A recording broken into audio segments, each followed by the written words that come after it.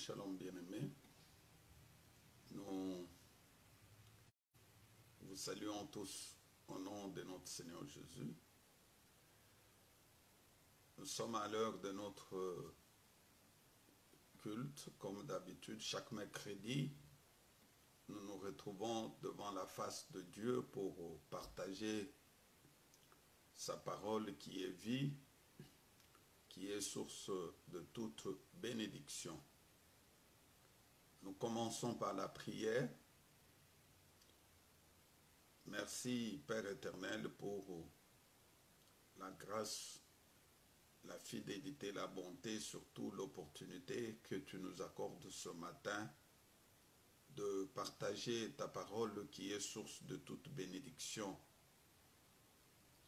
Nous savons que ta parole est vie, elle est la clé qui ouvre les portes qui étaient fermées par nos ennemis. C'est pour cela que je prends autorité sur toute puissance contraire à la volonté de Dieu. Je le chasse, je les détruis et je les envoie dans le lieu aride au nom de notre Seigneur Jésus-Christ. Amen. Que notre Dieu soit élevé encore une fois aujourd'hui pour ce moment merveilleux qui nous offre de partager sa parole. Nous allons lire dans le livre de Josué, chapitre 1, verset 8. Il est écrit que ce livre de la loi ne s'éloigne point de ta bouche, médite-les jour et nuit pour agir fidèlement selon tout ce qui est écrit, car c'est alors que tu auras du succès dans tes entreprises. Parole du Seigneur. Ici, la parole de Dieu qui était adressée à Moïse, à Josué, lorsque il avait remplacé Moïse après sa mort. C'est lui qui avait pris la commande des enfants d'Israël et il devrait amener ce peuple dans la terre promise. Et Dieu devrait lui parler. C'est ainsi que le Seigneur lui dit que ce livre, qui est sa parole, ne s'éloigne point de ta bouche. Il faut la méditer jour et nuit. Lorsque tu médites cette parole jour et nuit, en agissant fidèlement, cela veut dire en suivant ce que la parole de Dieu a écrit, ce que la parole de Dieu dit, et c'est ainsi que tu auras du succès dans tes entreprises. C'est alors que tu réussiras. Le thème de notre enseignement se trouve dans la dernière partie, dans la phrase où il est écrit « Tu auras du succès dans les entreprises ». Notre thème est intitulé « Comment explorer les secrets ». Comment explorer les secrets du succès.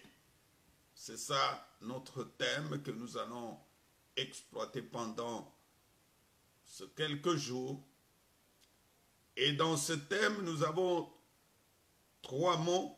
Il y a d'abord explorer, secret et succès que nous voulons d'abord expliquer. Qu'est-ce qu'on entend par le mot, le verbe explorer? Explorer veut dire découvrir. Il s'agit de découvrir quelque chose de nouvel qui n'était pas connu auparavant.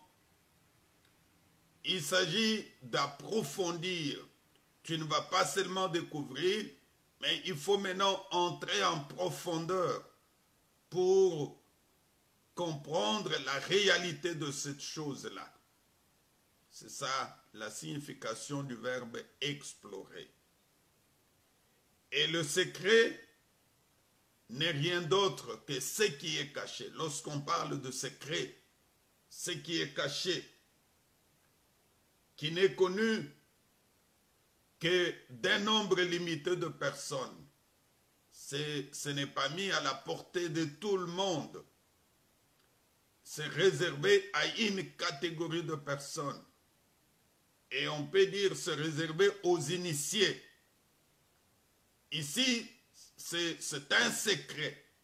Ce qui appartient à un domaine réservé. Ce n'est pas mis à la portée de tout le monde.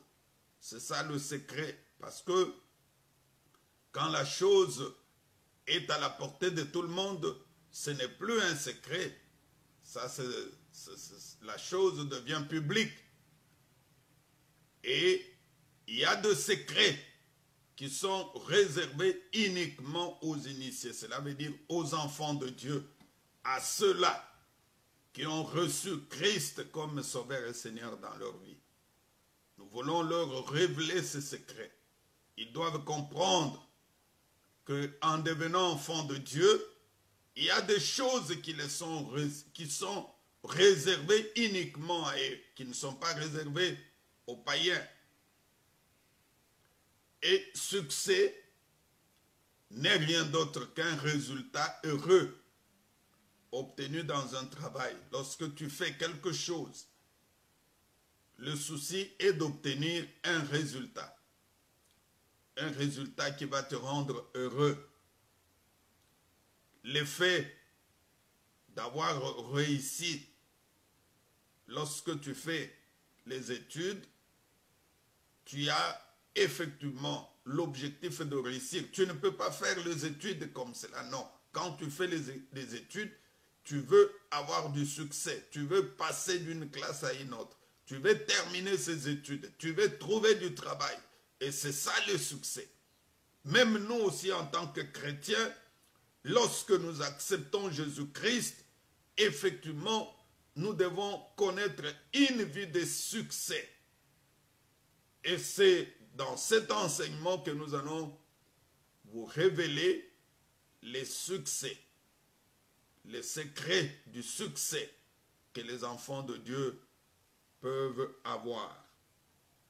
Mes frères, mes sœurs, je voudrais te dire que le vrai succès ne vient que de Dieu. Dieu ne nous a pas appelés à une vie de médiocrité. Dieu nous a appelés à une vie meilleure, à une vie agréable. Et c'est une bonne chose pour nous les enfants de Dieu. Vous savez, en tant que parents, lorsque les parents mettent au monde leurs enfants, ils se réjouissent lorsque leurs enfants réussissent dans la vie. Réussir dans la vie voudrait dire les enfants ont eu une bonne éducation sur le plan spirituel. Cela veut dire les enfants qui connaissent Dieu, qui craignent le Seigneur, qui obéissent à la parole de Dieu.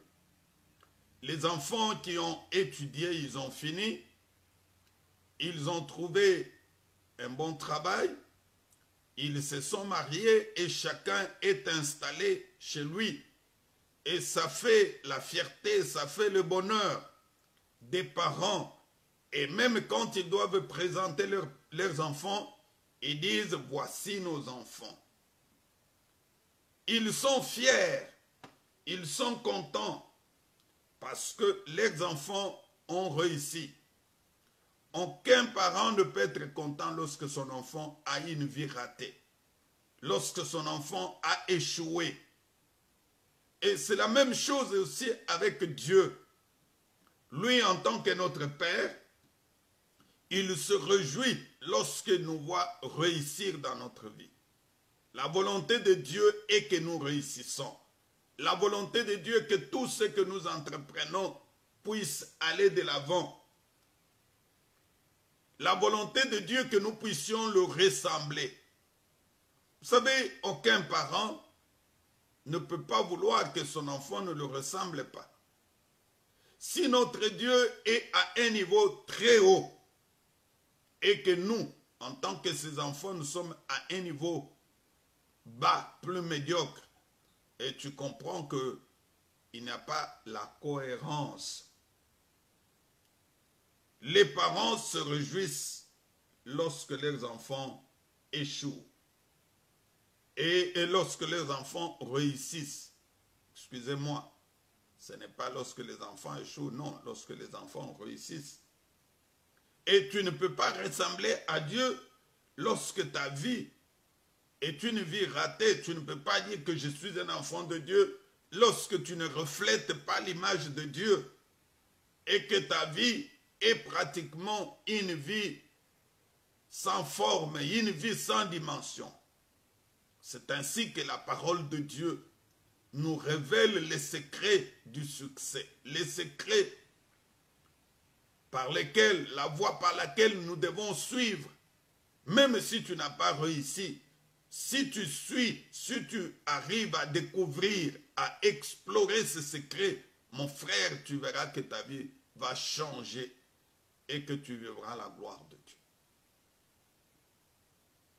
Les succès dont je vous parle, c'est d'abord notre droit de naissance dans le royaume de Dieu. Lorsque tu nais dans le Seigneur, une fois que tu nais dans le Seigneur, que tu acceptes Jésus-Christ comme Sauveur et Seigneur, le succès devient un droit à toi. Et du fait que tu es né en Jésus-Christ, le succès est ton droit acquis par la rédemption en Jésus-Christ. Parce que Christ est mort à la croix pour que ta vie change, pour que ta vie ne reste pas telle qu'elle est. Écoute ce qu'il a dit lui-même. Il dit, vous êtes le sel de la terre. En tant que fils de Dieu, nous sommes censés donner la saveur à cette terre. Cela veut dire partout où tu es, partout où je suis, il faut qu'on sache, qu'on voie que celui-ci c'est un enfant de Dieu. Nous devons nous distinguer dans tout ce que nous faisons. Même sur le plan professionnel. Il faudrait qu'on puisse savoir, qu'on puisse découvrir que tu es enfant de Dieu. Il dit, vous êtes le sel. Le sel donne la saveur. Lorsqu'on prend la quantité du sel, on met dans les aliments, tous les aliments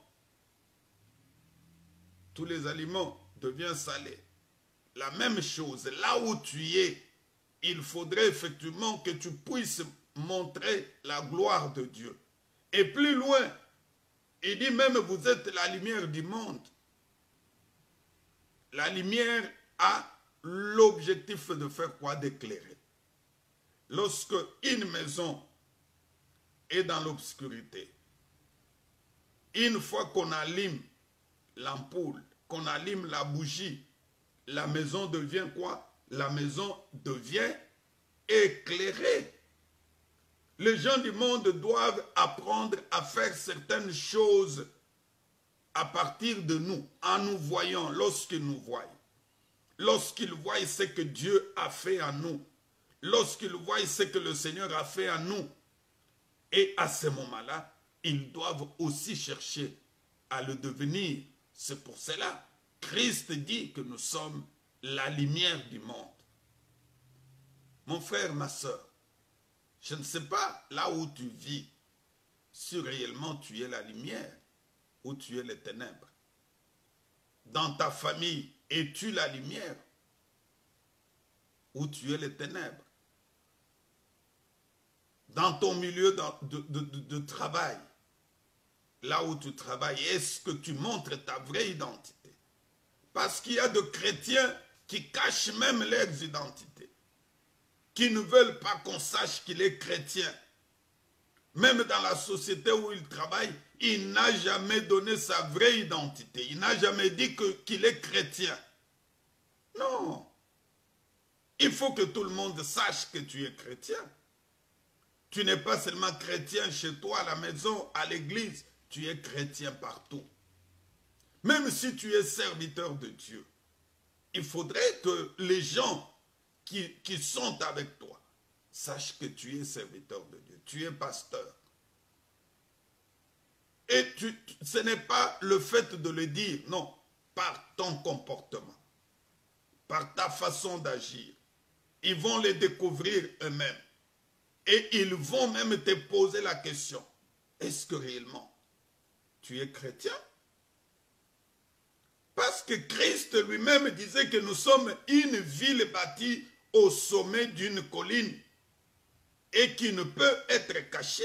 Est-ce que réellement tu es une ville bâtie au sommet de la colline? Une ville bâtie au sommet de la colline ne peut être cachée. Mais pourquoi toi tu te caches là où tu es? Pourquoi tu te caches?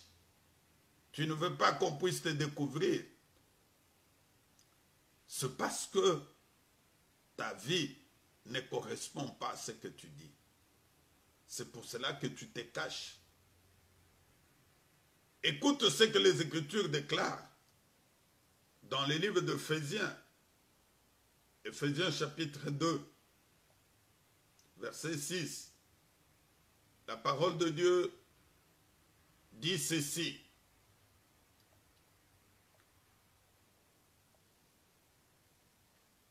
Il nous a ressuscités ensemble et nous a fait asseoir ensemble dans le lieu céleste en Jésus-Christ.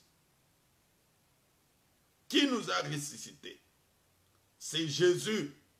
À travers sa résurrection, il nous a ressuscités aussi. Il nous a élevés ensemble avec lui. Lorsque tu es en Jésus, sache que tu vis dans une élévation.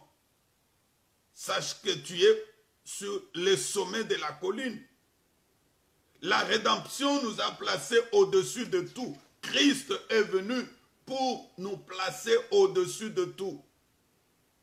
En tant qu'enfants de Dieu, nous sommes au-dessus. Un enfant de Dieu, regarde un peu la vie de 4 hommes, de ce jeune 4 hommes, Shadrach, Daniel, Shadrach, Meshach, Abednego. Ils vont se retrouver à Babylone, où ils étaient en captivité. Mais du fait que ces jeunes gens étaient avec le Seigneur et qu'ils étaient avec lui, le Seigneur s'est manifesté dans leur vie. Ils étaient 10 fois plus meilleurs que les autres. C'est ainsi que lorsque le roi a eu le songe, personne ne pouvait pas d'abord lui donner le songe. Il a eu le songe. Il se réveille le matin. Il ne sait plus lui-même reconnaître les songes. Il cherche quelqu'un qui doit lui rappeler les songes et donner l'explication du songe. Il a fallu que Dieu se manifeste. Il a fallu que Dieu donne du succès à ses enfants. C'est ainsi que Dieu a révélé à Daniel le songe. Daniel a eu d'abord le songe qu'il a expliqué au roi. Après avoir expliqué le roi, il a donné même la révélation qui était dans le songe. Et Dieu ne peut donner le succès qu'à ses enfants, parce que c'est un droit à nous, en tant qu'enfants de Dieu, en tant que chrétiens, c'est un droit de notre naissance, du fait que nous avons accepté Christ comme Sauveur et Seigneur dans nos vies. Nous avons ce droit de pouvoir mener une vie de succès. Il dit, tu auras du succès dans toutes tes entreprises et tu réussiras dans tout ce que tu entreprendras. Je ne sais pas si tu réussis dans tout ce que tu entreprends. Comme le succès marche avec les enfants de Dieu, Joseph se retrouve dans la maison de Potiphar. La Bible dit que tout ce qu'il faisait ne pouvait que réussir. Lorsque tu as le succès, quel que soit l'endroit, quel que soit le milieu, quel que soit l'environnement, le pays où tu es, mon frère, ma soeur, je te dis, tu es appelé à réussir. Le succès ne dépend pas du pays, mon frère. Tu peux te retrouver en Afrique et connaître un succès plus que celui qui est en Europe, que celui qui est aux États-Unis ou au Canada. Tout comme tu peux être en Europe, Dieu te donne le succès et tu vas connaître le succès plus que ceux qui sont partout ailleurs. C'est le fait, il faut seulement marcher avec Jésus. Il faut seulement être avec lui. Il va se manifester dans ta vie comme il a fait dans la vie de Shadrach, Meshach et Abednego. Ils ont été meilleurs plus que les autres. J'insiste encore en disant que le succès est un droit pour les enfants de Dieu. C'est notre droit d'alliance. Nous sommes en alliance avec Dieu. Et dans cette alliance, mon frère, ma soeur, tu dois connaître les succès. Ne vendez pas votre droit d'aînesse. Ne vendez pas votre droit comme Ésaü avait vendu son droit d'aînesse par un repas. Non, ça ce n'est pas la vie d'un enfant de Dieu. Il ne faut pas vendre ton droit. Il ne faut pas vendre ton succès. Le succès est réservé uniquement aux enfants de Dieu.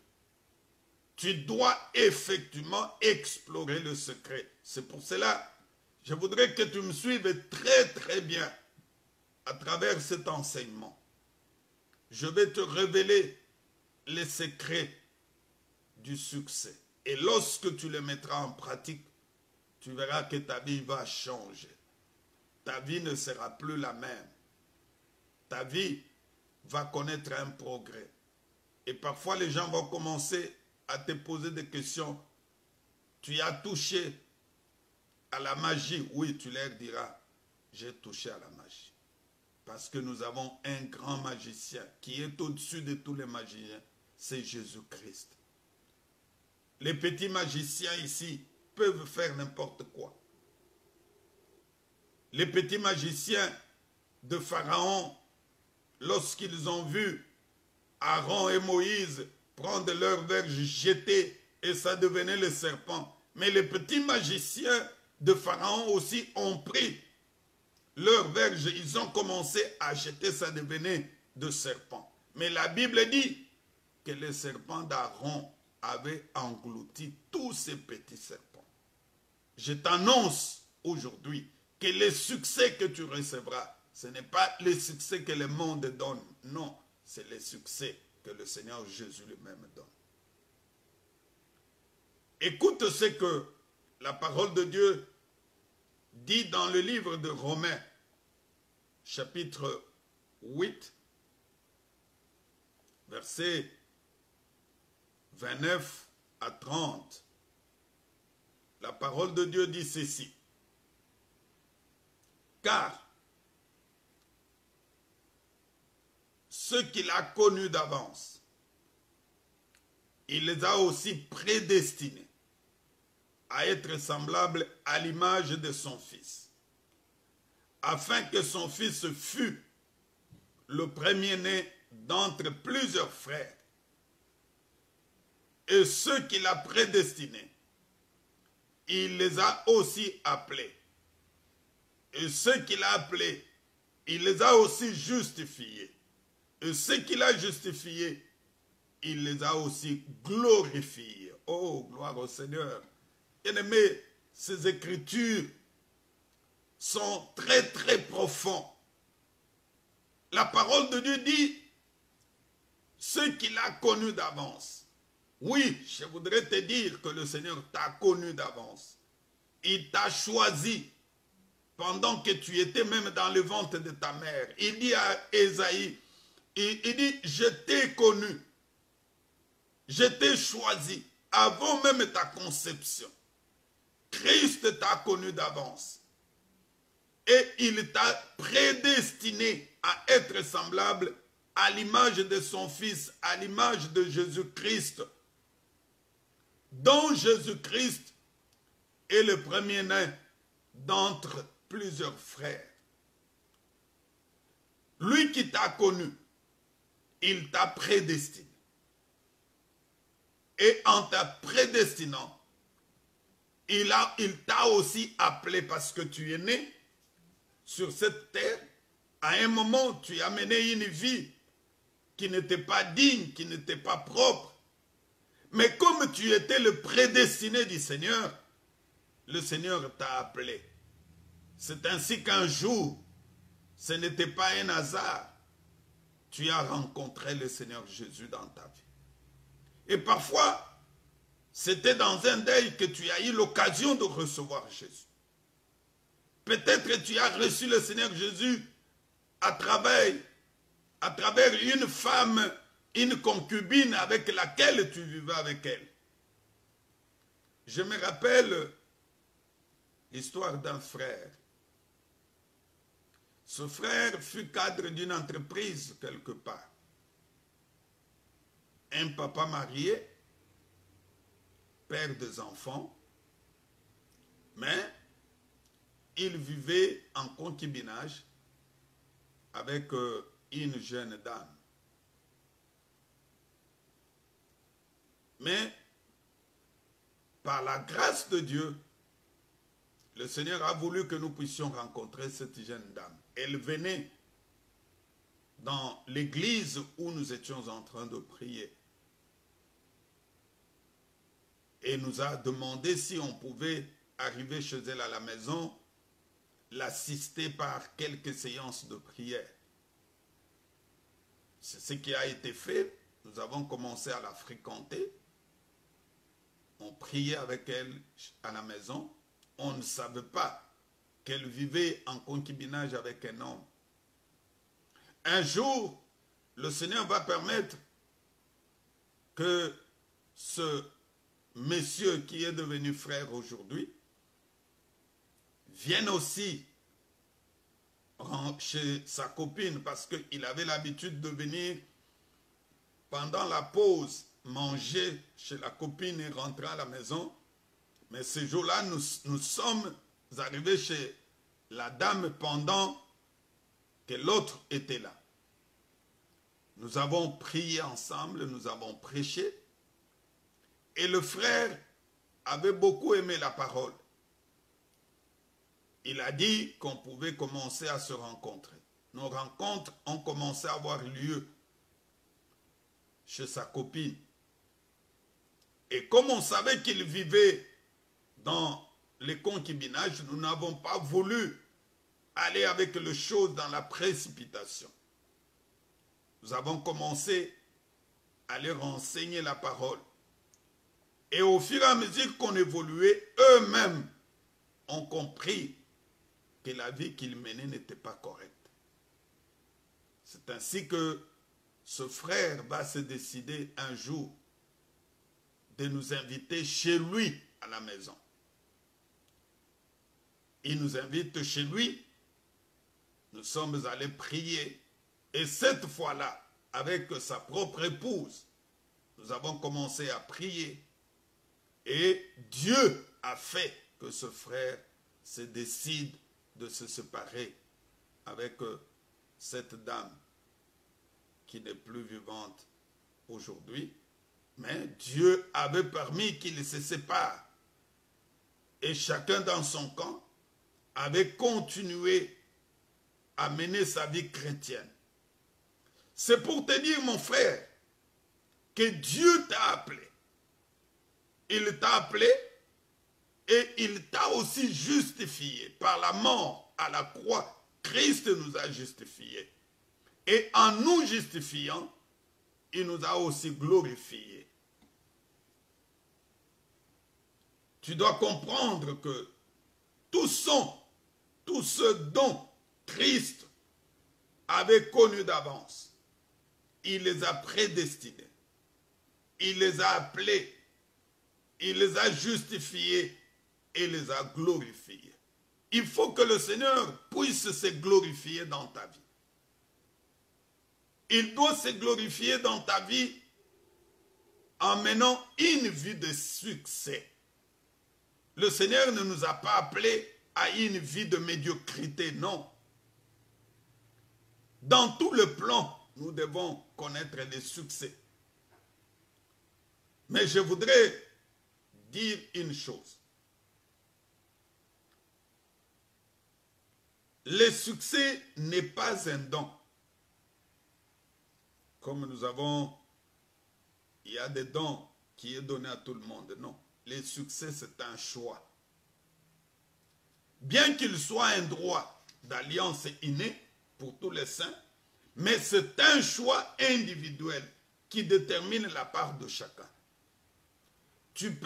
On ne va pas te forcer. Si toi-même tu choisis, tu dis oui, je choisis de pouvoir connaître les succès. Il y a des gens qui ne veulent pas choisir, mais qui aiment la médiocrité. Non. Ici, c'est un choix.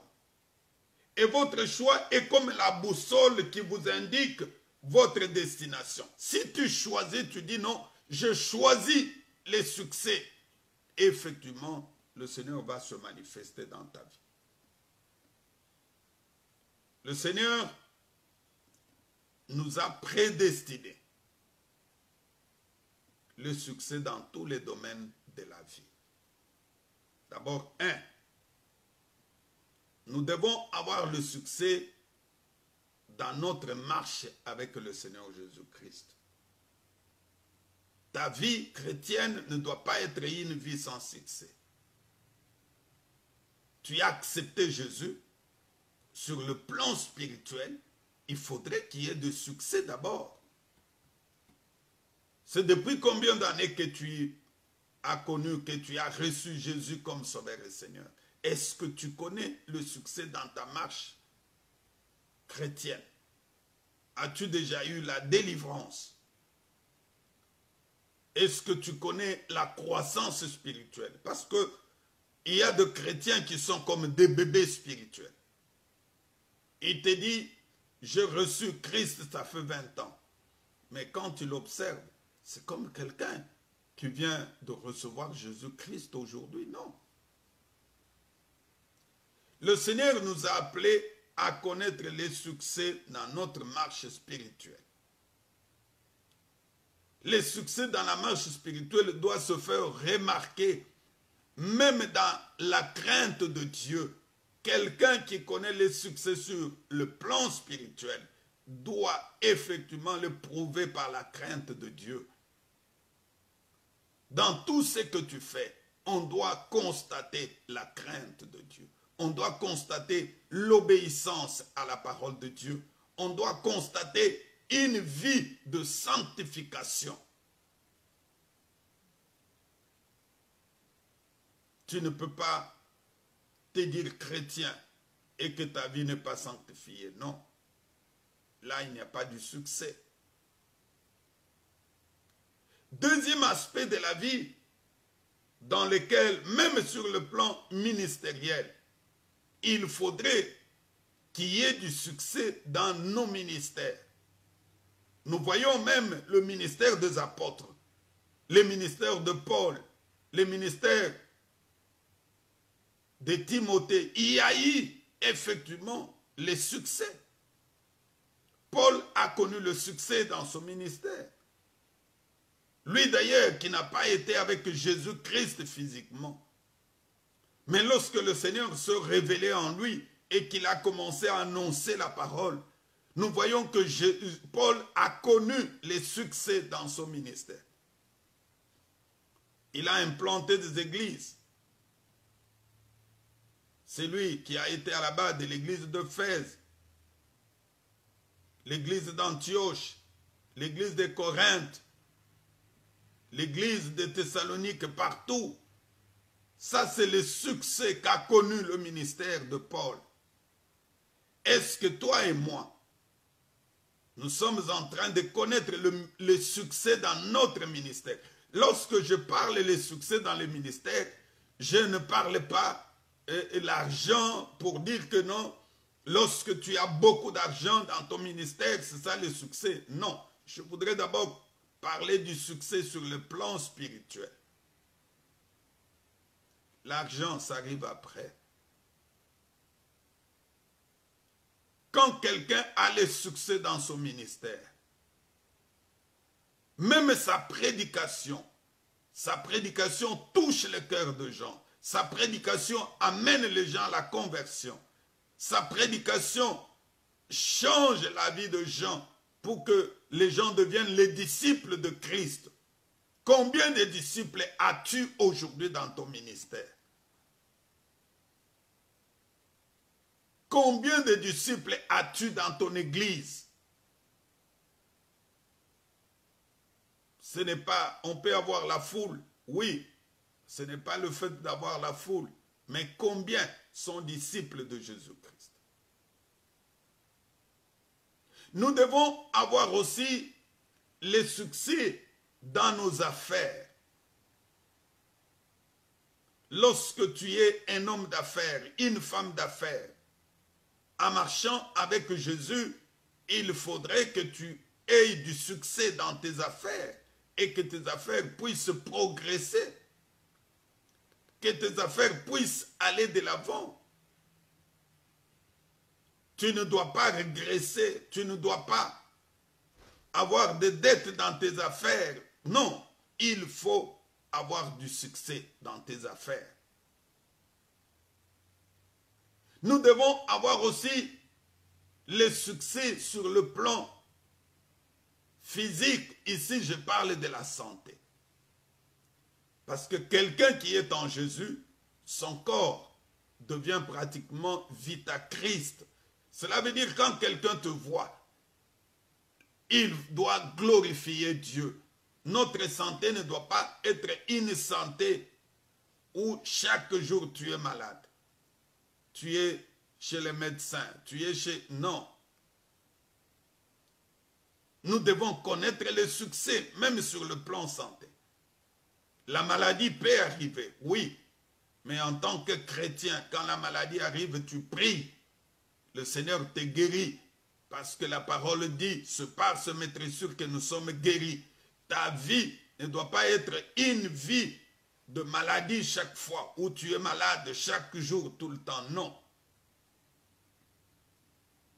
Nous devons connaître le succès sur le plan professionnel. Il faudrait que là où tu travailles, dans ton entreprise, tu puisses connaître le succès. Tu as commencé à un certain niveau, mais au fur et à mesure que les années passent, tu dois aussi progresser, tu dois prospérer. Il dit, je souhaite que tu prospères à tous égards, comme prospère l'état de ton âme. Tu dois connaître le succès dans ton travail, là où tu travailles. Pourquoi c'est seulement les païens qui sont promis, mais toi, chrétien, serviteur de Dieu, tu ne connais pas la promotion dans ton travail? Non. J'ai suivi le témoignage d'un frère il y a quelques jours. Il a commencé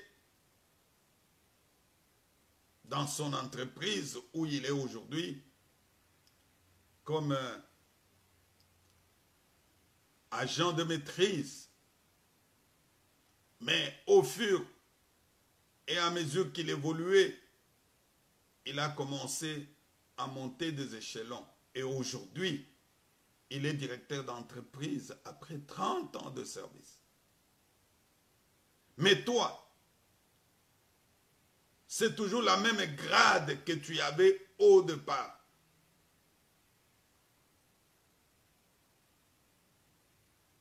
Tu as été recruté agent de collaboration. Jusqu'aujourd'hui, tu es toujours agent de collaboration. Mais ceux qui sont venus après toi doivent effectivement émerger. Tu dois prier pour que le Seigneur te donne les succès dans ton travail. Nous devons connaître les succès dans nos études. Là, je parle pour les élèves et les étudiants. En tant que chrétiens, nos enfants doivent connaître les succès dans leurs études. Ils doivent être le premier de classe. Nos enfants doivent être la tête et non la queue. Nos enfants doivent émerger. Et lorsqu'on cherche les élites dans l'école, à l'université, ça doit être des chrétiens.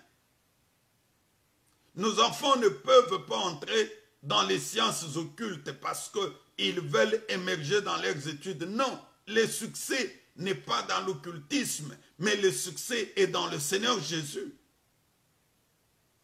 Aujourd'hui, le monde amène l'occultisme à l'université. Il y a des enfants qui sont initiés dans l'occultisme à partir de l'école primaire, l'école secondaire, et à partir de l'université. On voudrait leur montrer le succès dès que tu termines. D'ailleurs, dès que tu es à l'université, tu commences à travailler. Non.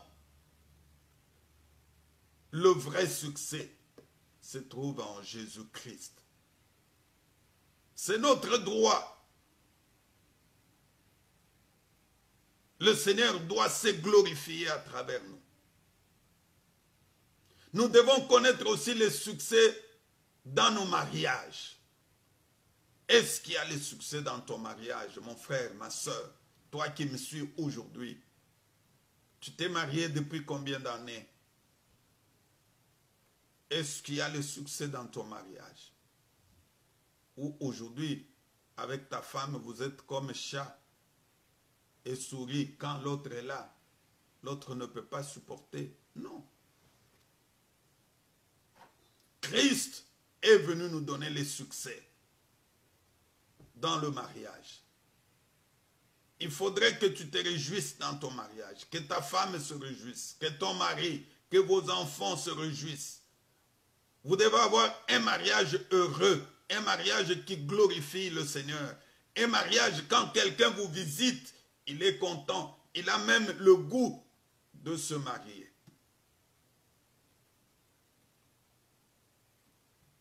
La femme ne doit pas être une femme obstacle dans le mariage. Non. La femme doit être soumise et doit chercher à rendre son mari heureux. Le mari aussi doit le faire.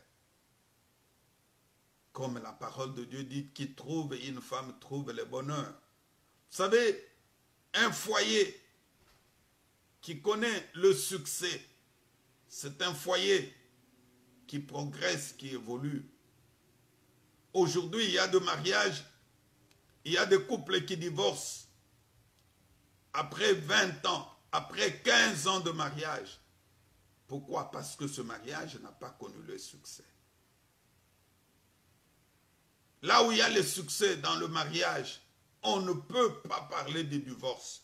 Mais au contraire, les deux partenaires prient Dieu pour qu'il puisse encore leur garder longtemps, qu'ils vivent longtemps, jusque le jour de leur mort.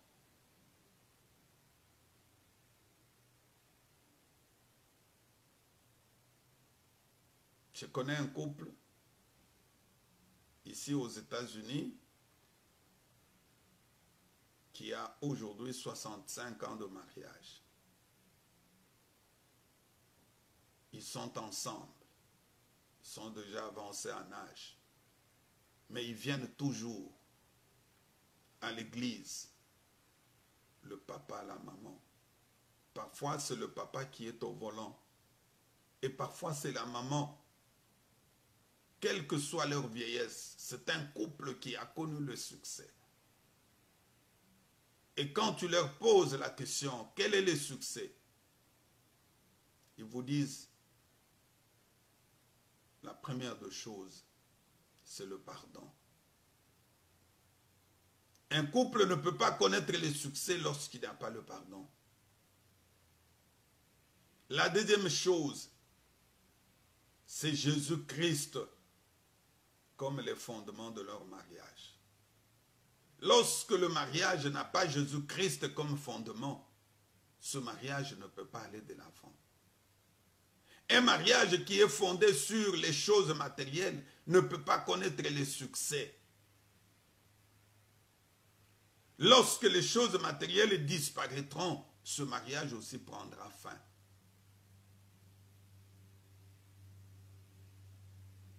Troisième chose, ils ont dit ils vivent dans la complémentarité. Le mari sait que ma femme a des qualités et des manquements.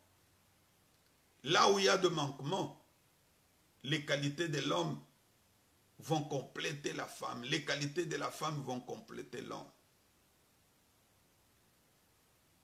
Et ils vivent dans une transparence totale. Sur le plan financier, il y a la transparence. Est-ce qu'il y a la transparence dans votre couple? Est-ce que tu montres à ta femme ton salaire? Tu montres à ton mari ton salaire? Est-ce que vous avez un seul compte ou vous avez des comptes séparés? Même si vous avez des comptes séparés, est-ce que ton partenaire connaît le solde de ton compte? C'est parmi des choses qui donnent les succès dans le couple. Mais tu trouves la femme qui ne veut pas que son mari sache combien d'argent elle a dans son compte. Elle gère son argent seule. Non. Un tel couple ne peut pas connaître les succès. Vous vivez dans l'hypocrisie. Un couple où il y a l'infidélité ne peut pas connaître les succès. Mon frère, ma soeur, nous devons exceller partout où nous sommes. Parce que Christ nous a appelés à réussir dans tout ce que nous entreprenons. Lisons Deutéronome, chapitre 28, verset 13. Écoute ce que la parole de Dieu dit. La parole de Dieu dit ceci. L'Éternel fera de toi la tête et non la queue. Tu seras en haut et tu ne seras jamais en bas. Lorsque tu obéiras au commandement de l'Éternel ton Dieu que je te prescris aujourd'hui, lorsque tu les observeras et tu les mettras en pratique,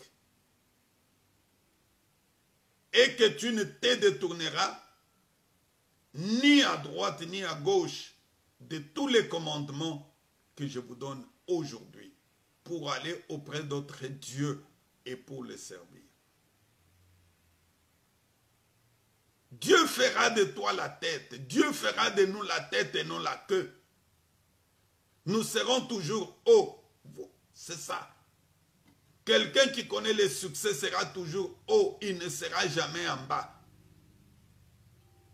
Et ces choses vont se réaliser dans nos vies lorsque nous obéissons à la parole de Dieu. Mon frère, ma soeur, je voudrais, à travers cet enseignement, que tu arrives à découvrir le secret du succès. Toi qui vis dans la médiocrité, je t'annonce aujourd'hui que la médiocrité n'est pas pour les enfants de Dieu. Les enfants de Dieu doivent vivre une vie de succès. Lorsque je parle d'une vie de succès, ne veut pas dire nécessairement avoir beaucoup d'argent. Non, les succès se trouvent en Jésus-Christ. Vous pouvez avoir le peu que vous avez, mais comme Christ est avec vous, mon frère, ma soeur, ta vie sera une vie pleine de succès. Je voudrais que tu me suives à travers cet enseignement. Aujourd'hui, je n'ai fait que l'introduction. Le vendredi, nous allons continuer.